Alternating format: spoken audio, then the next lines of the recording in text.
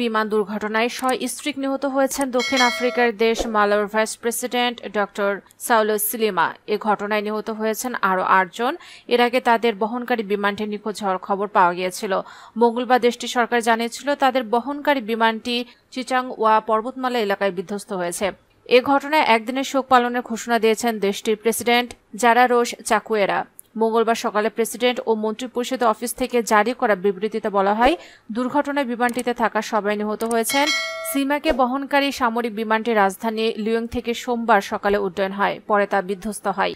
সিলিমা ও অন্যরা সাবেক অ্যাটর্নি জেনারেলের অন্ত্যেষ্টিক্রিয়ায় যাচ্ছিলেন। বিমান চলাচল নিয়ন্ত্রক কর্মকর্তা জানিয়েছেন, রাজধানী থেকে ২০০ মাইলের মতো দূরে মজুজু এয়ারপোর্টে তাদের বহনকারী বিমানটি নামার কথা ছিল, কিন্তু খারাপ আবহাওয়ার কবলে পড়ে বিমানটি।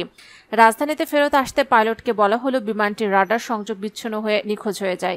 ৫১ বছর বয়সী সিলিমা আগামী বছর অনুষ্ঠিত হতে যাওয়া প্রেসিডেন্ট নির্বাচনে একজন সম্ভাব্য প্রার্থী ছিলেন। এদিকে বিমানটির সন্ধানে কারিগরি সহায়তা দিয়েছেন যুক্তরাষ্ট্র সহ অনেকগুলো দেশ।